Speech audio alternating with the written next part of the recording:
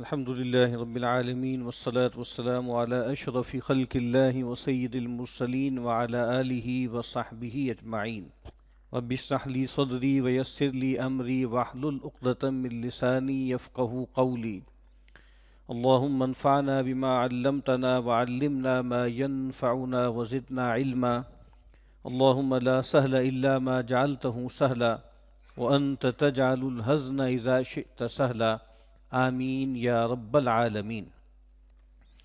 کتاب ریاض الصالحین کا ہم یہاں سلسلے وار مطالعہ کر رہے ہیں. آج جس باب کا ہمیں مطالعہ کرنا ہے اس کا عنوان ذرا طویل ہے، یعنی بنیادی مضمون اس کا ایک ہے لیکن اس کے اندر ایک تفصیل ہے جو امام صاحب نے تذکرہ کی ہے. استحباب تقدیم الیمین. یمین یعنی دائیں طرف کو مقدم رکھنا، اس بات کی پسندیدگی. فی کل ما ہوا من باب التکریم، ہر ایسے معاملے میں جو عزت والا ہے، آبرو والا ہے، خیر والا کام ہے. ہر خیر کے کام میں، ہر بھلائی کے کام میں، ہر کرم کے کام میں دائیں طرف کو ترجیح دینا، اس کو مقدم رکھنا، اس بات کی پسندیدگی کا بیان. کن کن چیزوں میں اب امام اس کا تذکرہ کر رہے ہیں. کل وضو، جیسے مثال کے طور پہ وضو ہے، جب وضو کیا جاتا ہے تو ہاتھوں کو دھونا ہے، ٹھیک ہے. اسی طریقے سے جو ہے پاؤں دھونے ہیں، تو اب اس میں بھی پہلے دایاں ہاتھ دھویا جائے پھر بایاں، پہلے دایاں پاؤں دھویا جائے پھر بایاں. والغسل، غسل میں بھی ایسے ہی ہے، یعنی عام طور پہ غسل کا معاملہ یہی ہے کہ سب سے پہلے وضو کیا جاتا ہے نماز والا، اور جو ہے وہ پاؤں نہیں دھوئے جاتے. اور اس کے بعد ادب یہ ہے کہ پہلے دائیں طرف پانی گرائیں آپ جسم کے، پھر بائیں طرف گرائیں اور پھر پورے جسم پر گرا دیں. تو اس میں بھی کیا ہے کہ دائیں کو مقدم رکھنا. والتیمم، تیمم کرتے ہوئے بھی ظاہر ہے کہ آپ کو معلوم ہے کہ ہاتھوں پر جو ہے اور پاؤں پر کیا جاتا ہے مسح ایک طرح سے، تو وہ کیا ہے، اس میں بھی دائیں کا اہتمام کرنا. وہ لبس الثوب والنعل، کپڑے پہنتے وقت یعنی دایاں بازو بایاں بازو، آگے سراویل کا تذکرہ بھی ہے، شلوار کا بھی، دایاں جو ہے اس کا دائیں ٹانگ پھر بائیں ٹانگ. اور جوتا پہنتے وقت بھی کہ پہلے دایاں جو ہے وہ جوتا پہنا جائے پھر اس کے بعد بایاں جوتا پہنا جائے. والخف، اسی طریقے سے موزہ پہنتے وقت، والسراویل، اور شلوار پہنتے وقت، یعنی کپڑا پہنتے وقت، جوتا پہنتے وقت بھی دائیں کو مقدم رکھنا. وَدُخُولِ المسجد، مسجد میں داخلے کے وقت دائیں پاؤں پہلے رکھنا. والسواک، اور یہاں تک کہ یعنی گویا مسواک کرتے ہوئے جب مسواک کا آغاز کریں تو گویا دائیں طرف کے دانتوں پر پہلے مسواک پھیریں پھر بائیں طرف پھیریں. والاکتحال، اکتحال کہتے ہیں سرما لگانا، کحل کہتے ہیں سرمے کو. تو اگر آپ کو سرما لگانا ہے آنکھوں میں تو پہلے دائیں آنکھ میں سرما لگائیں پھر بائیں میں لگائیں. وتقلیم الاظفار، اور ناخون اتارنا. ناخون اتارنا ظاہری بات ہے ان چیزوں میں سے ہے جس کی جو سنت ہیں، تو پہلے دائیں ہاتھ کے ناخن پھر بائیں ہاتھ کے. وقص الشارب، اسی طریقے سے مونچھوں کو پست کرنا، کترنا. اس میں بھی گویا آپ چاہے ریزر استعمال کر رہے ہیں یا آپ شیونگ مشین استعمال کر رہے ہیں تو پہلے دائیں طرف اور پھر بائیں طرف. وہ نطف الابط، اور آپ کو معلوم ہے کہ بغل کے بال ان کو بھی اکھاڑنے کا حکم ہے تو پہلے دائیں بغل پھر بائیں بغل. وہ حلق الرأس، اسی طریقے سے جو ہے وہ سر کو منڈوانا ہے، آگے روایت بھی آئے گی تو سر کو منڈوانا بھی ہے. تو ادب یہ ہے کہ پہلے دائیں طرف کے بال مونڈے جائیں پھر بائیں طرف کے.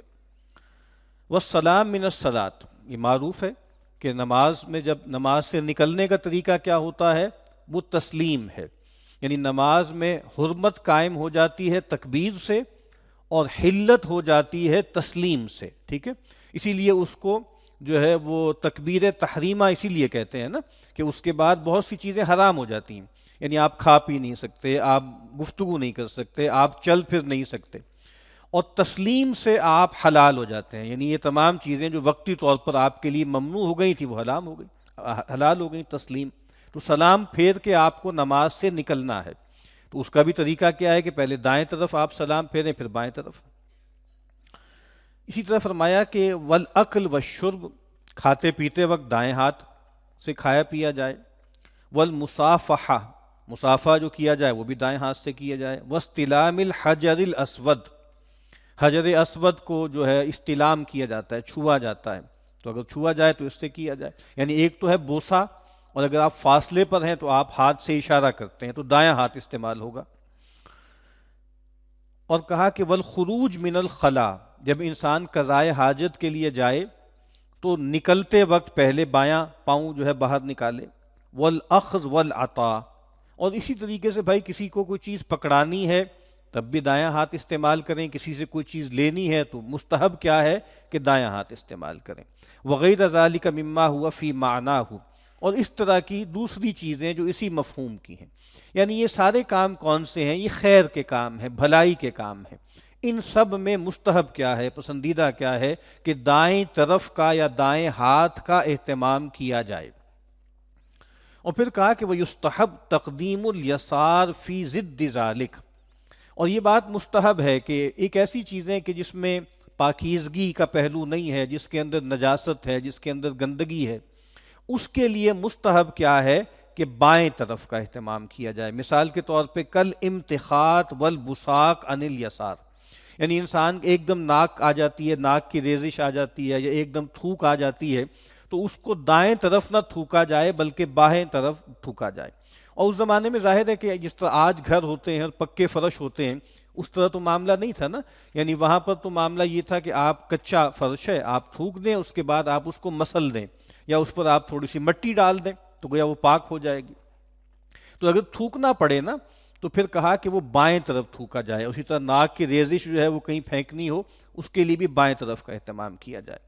اسی طریقے سے وَدُخُولِ الْخَلَا، کہ بیت الخلاء میں جاتے وقت سے جو ہے جاتے وقت جو ہے پہلے کیا کریں، بایاں پاؤں رکھیں۔ اور یہ کس لیے ہے آگے آئے گا روایت میں، یعنی بیت الخلاء میں جاتے وقت بایاں پاؤں رکھا جائے، نکلتے وقت پہلے دایاں رکھا جائے، تاکہ جو دایاں پاؤں ہے وہ کم مدت کے لیے خلا میں رہے، بیت الخلاء میں رہے۔ اور مسجد میں کیا ہے کہ جاتے وقت جو ہے وہ دایاں پاؤں اور نکلتے وقت بایاں پاؤں، تاکہ مسجد میں زیادہ وقت کون سا پاؤں رہے، دایاں پاؤں رہے۔ اسی طریقے سے کہا کہ والخروج من المسجد، یعنی بیت الخلاء میں جاتے وقت اور مسجد سے نکلتے وقت، وخلع الخف والنعل والسراویل والثوب، اور جوتا اتارتے وقت، موزہ اتارتے وقت، شلوار اتارتے وقت، کپڑا اتارتے وقت بائیں طرف کا اہتمام کیا جائے، یعنی یہ تمام چیزیں پہنتے وقت دائیں کا اہتمام کیا جائے اور ان سب کو اتارتے وقت بائیں کا اہتمام کیا جائے۔ والاستنجاء وفعل المستقذرات واشباہ ذلک، اور استنجا کے لیے اور اسی طریقے کی اور نجاست کی چیزوں کے لیے بائیں ہاتھ کا استعمال کیا جائے۔ استنجا کا لفظ ہمارے یہاں استعمال ہوتا ہے، یہ بنیادی طور پہ کیا ہے، نجات کا لفظ آپ نے سنا ہوگا، تو باب استفعال آتا ہے کسی چیز کو طلب کرنا، یعنی گندگی سے نجات، گندگی سے اپنے آپ کو پاک کرنا اور خالی کرنا، اس کو استنجا کہتے ہیں۔ تو کہا استنجا، اور اسی طریقے سے جو بھی گندگی والے کام ہیں، نجاست والے کام ہیں، ان میں بائیں طرف کا اہتمام کیا جائے۔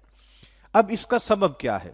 یعنی یہ جو اللہ کے نبی صلی اللہ علیہ وسلم نے فرمایا کہ ہر خیر کے، بھلائی کے، نیکی کے اور ستھرے کام، اچھے کام، ان کے لیے دائیں ہاتھ کا اہتمام کرو، اور جو نجاست والے، گندگی والے کام ہیں ان کے لیے بائیں ہاتھ کا التزام کرو۔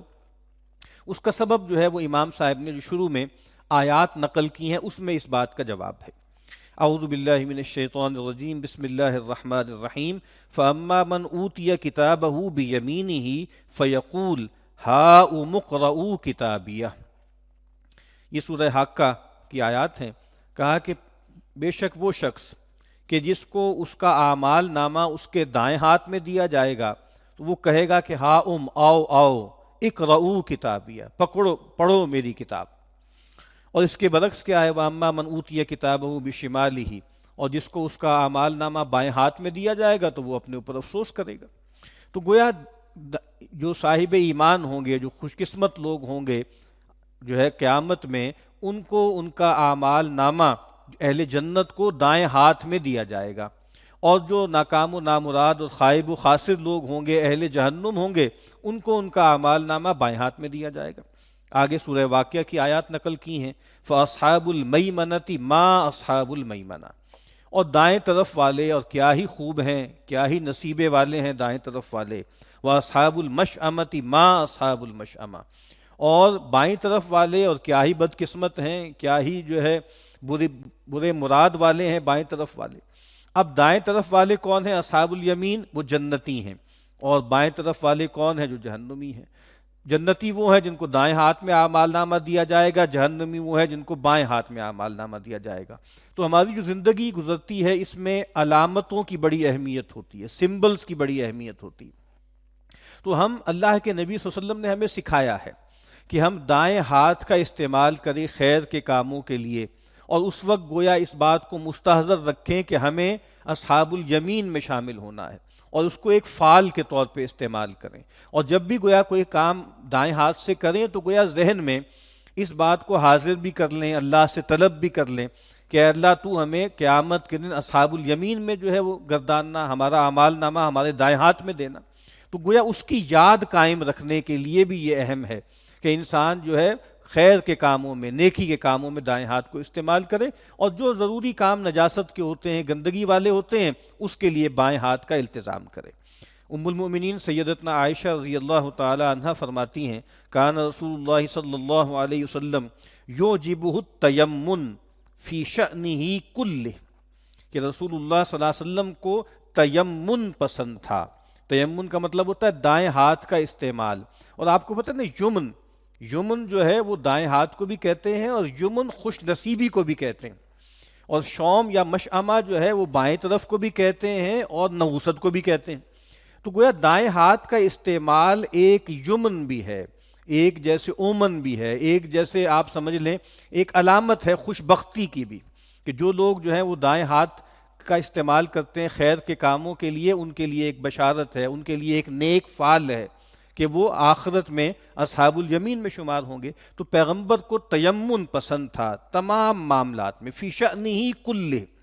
الفاظ تو عام ہے لیکن اس میں محذوف کیا ہے کہ زیادہ تر کام ایسے ہی ہیں، کچھ کام جیسے جس میں نجاست کا معاملہ ہے اس میں آپ بائیں کو پسند کرتے تھے، اور کہا کہ فی طہورہ، پاکیزگی حاصل کرنے کے لیے، چاہے وہ وضو میں ہو چاہے وہ غسل میں ہو، وترجلہ، یہاں تک کہ کنگھی کرنے میں بھی دائیں طرف کے بال پہلے بنائے پھر بائیں طرف کے، وتنعلہ، اور جوتا پہننے میں اس میں آپ دائیں طرف کا اہتمام کرتے تھے۔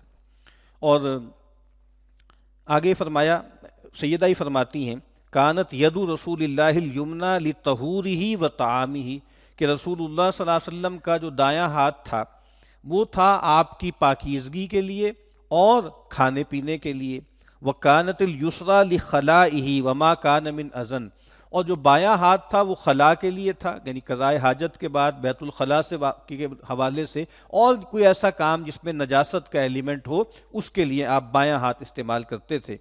ام عطیہ رضی اللہ تعالی عنہ روایت کرتی ہیں، ان النبی صلی اللہ علیہ وسلم قال لہن فی غسل ابنتہ زینب رضی اللہ عنہا، رسول اللہ صلی اللہ علیہ وسلم کی آپ کو معلوم ہے 4 صاحبزادیاں تھیں، اور ان میں سے 3 صاحبزادیاں رسول اللہ صلی اللہ علیہ وسلم کے ہین حیات دنیا سے رخصت ہوئیں، یعنی آپ صلی اللہ علیہ وسلم کی زندگی ہی میں وفات پا گئیں۔ صرف سیدہ فاطمہ تھیں رضی اللہ تعالی عنہا جنہوں نے رسول اللہ صلی اللہ علیہ وسلم کی وفات کا صدمہ اٹھایا، اور 6 ماہ بعد وہ بھی جو ہے اپنے خالق حقیقی سے جا ملی۔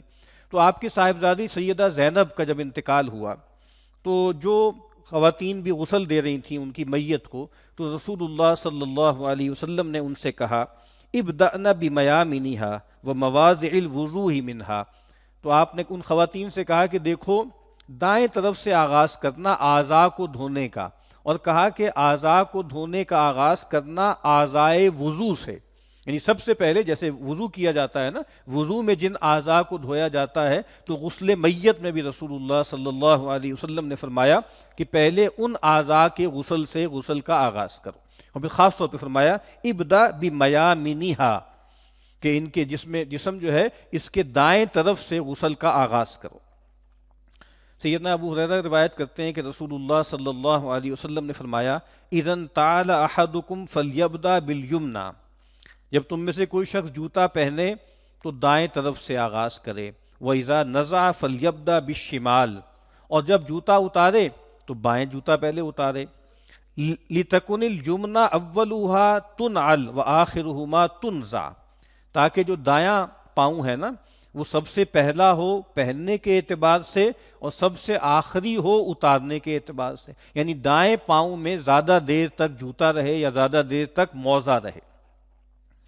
سیدہ حفصہ کہتی ہیں کان یجعل یمینہ لطعامہ وشرابہ وثیابہ ویجعل یسارہ لما سوا ذلک. جس طرح سیدہ عائشہ نے فرمایا ام المؤمنین، ایسے ہی سیدہ حفصہ ام المؤمنین فرماتی ہیں کہ رسول اللہ صلی اللہ علیہ وسلم اپنا دایاں ہاتھ استعمال کرتے تھے کھانے پینے کے لیے، کپڑا پہننے کے لیے، اور جو دوسرے کام ہوتے تھے اس کے سوا نجاست والے، گندگی والے، اس کے لیے بایاں ہاتھ استعمال کرتے تھے. آپ نے فرمایا اذا لبستم واذا توضأتم فابدؤوا بایامنکم، اے لوگو جب تم کچھ پہنو، چاہے لباس پہنو، چاہے جوتا پہنو، چاہے موزہ پہنو، تو کیا کرو کہ دائیں طرف سے آغاز کرو. وَإِذَا تَوَضَّأْتُمْ، اور اسی طریقے سے جب تم وضو کرو تو وضو میں بھی ان اعضاء کو پہلے دھو جو دائیں طرف ہیں اور پھر بعد میں بائیں طرف والوں کو دھو. اور پھر سیدنا انس رضی اللہ تعالی عنہ روایت کرتے ہیں ان رسول اللہ صلی اللہ علیہ وسلم اتا منن، یعنی اور بھی بہت سی چیزوں میں نا، کھانے پینے کے معاملات میں تقسیم میں بھی آپ نے فرمایا ہے کہ دائیں طرف سے آغاز کرو. بہت خوبصورت روایت ہے کہ ایک موقع پہ رسول اللہ صلی اللہ علیہ وسلم مجلس میں تشریف فرما تھے تو ان یمینہ غلام و ان یسارہ اشیاخ، کہ آپ کے دائیں طرف ایک لڑکا بیٹھا ہوا تھا اور بائیں طرف جو ہے آپ کے بڑے بوڑھے، بڑی عمر کے بزرگ لوگ بیٹھے تھے، سینئر لوگ بیٹھے ہوئے تھے. اب آپ کے پاس جو ہے وہ ایک پیالہ آیا، کوئی مشروب آیا، کوئی دودھ آیا، آپ نے اس میں سے کچھ پیا، اور آپ دیکھیے کیا تواضع ہے، کیا رحمت ہے، کیا شفقت ہے، اور کس طریقے سے اپنے اصولوں کا پاس ہے کہ آپ نے چونکہ خود بتایا ہوا تھا نا کہ دیکھو کھانے پینے کے معاملات میں تقسیم میں دائیں کا اہتمام کیا کرو. تو آپ نے اس لڑکے سے پوچھا اتأذن لی، کہ کیا تم مجھے اس کی اجازت دیتے ہو کہ میں جو ہوں بائیں طرف والوں کو دے دوں. اب آپ دیکھیے نا کہ ایک طرف تو آپ نے خود ایک ادب بتایا ہے، لیکن جو ہے وہ لڑکا ہے اور ادھر بڑی عمر کے لوگ ہیں، تو آپ نے پہلے اجازت لی. آپ نے کہا کہ دیکھو تم مجھے اجازت دیتے ہو کہ میں جو ہوں خلاف معمول جو ہے وہ بائیں طرف سے آغاز کر لوں، چونکہ وہاں سینئر لوگ بیٹھے ہیں. تو اب اس بچے کو بھی دیکھیں، اس نوجوان کو دیکھیں، کتنا اس کے اندر حرص تھی. اس نے کہا کہ واللہ یا رسول اللہ لا اؤثر علی نصیبی منک احدا، اے اللہ کے نبی جو آپ کی طرف سے مجھے حصہ مل رہا ہے، آپ کا جو جھوٹا دودھ مجھے مل رہا ہے، اس پر میں کسی کو ترجیح نہیں دوں گا. یعنی پیغمبر کو منع کر دیا، کہا کہ نہیں اجازت، مجھ سے ہی شروع کریں، کیونکہ پیغمبر نے پیا ہے نا اس پیالے سے، ابھی پیغمبر کے مبارک ہونٹ وہاں لگے ہیں. تو کہا کہ معلوم نہیں مجھ تک پہنچتے پہنچتے کچھ بچے نہ بچے. کہا کہ نہیں، میں اجازت نہیں دیتا، میں آپ جو ہے میرا حصہ میں کسی کو دینے کو تیار نہیں ہوں. جو برکت مجھے ملے گی، جو رحمت آپ کے بچے ہوئے دودھ سے مجھے ملے گی، میں اس میں کسی کو شریک کرنے کو تیار نہیں ہوں. تو یہاں بھی آپ دیکھیں نا کہ پیغمبر نے کہا ہے کہ ایک پروٹوکول ہے کہ دائیں طرف سے تقسیم کا آغاز کرو.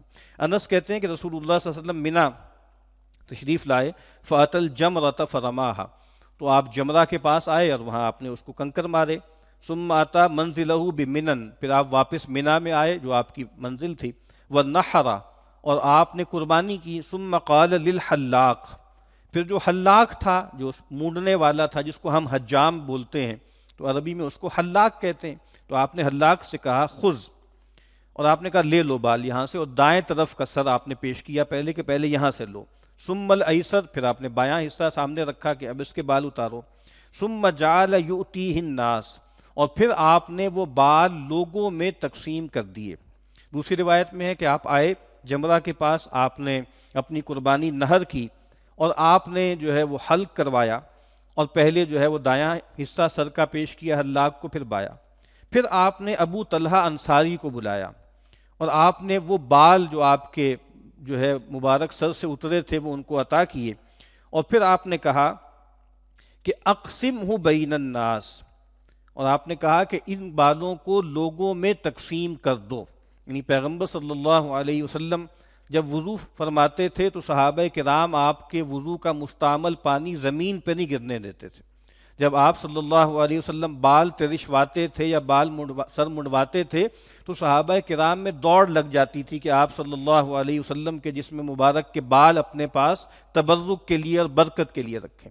تو یہاں آپ دیکھیں کہ خود نبی اکرم صلی اللہ علیہ وسلم نے وہ اپنے جو بال تھے وہ لوگوں کو کہا کہ تقسیم کر دو تاکہ پھر کوئی تنازع پیدا نہ ہو جائے، سب کو جو ہے وہ پیغمبر کے بال مل جائیں۔ تو بہرحال یہاں پر اس روایت سے اس کا تعلق یہ ہے کہ رسول اللہ صلی اللہ علیہ وسلم نے پہلے جو ہے اس سر کا دایاں حصہ منڈوایا، اس کے بعد بایاں منڈوایا۔ تو اس باب کا یہی موضوع تھا کہ جو بھی خیر کے کام ہیں، جو بھی بھلائی کے کام ہیں، جو اچھے کام ہیں، ان میں دائیں طرف کا اہتمام کیا جائے تاکہ وہ یاد دہانی قائم رہے کہ ہم سب کو اللہ کے فضل سے اصحاب الیمین میں شامل ہونا ہے، اور اسی طریقے سے وہ اعمال جن میں گندگی اور نجاست کا کوئی پہلو ہے اس کے لیے بائیں کا اہتمام کیا جائے۔ وآخر دعوانا ان الحمدللہ رب العالمین۔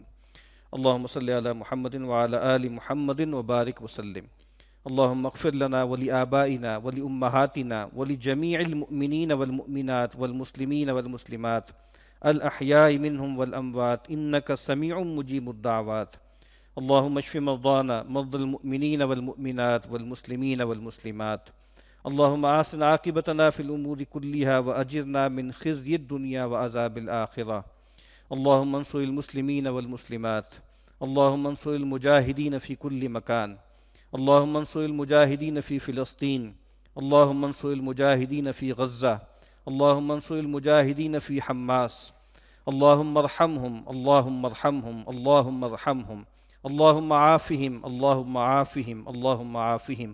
ربنا تقبل منا انک انت السمیع العلیم وتب علینا انک انت التواب الرحیم، وصلی اللہ تعالی علی خیر خلقہ محمد وعلی آلہ وصحبہ اجمعین برحمتک یا ارحم الراحمین۔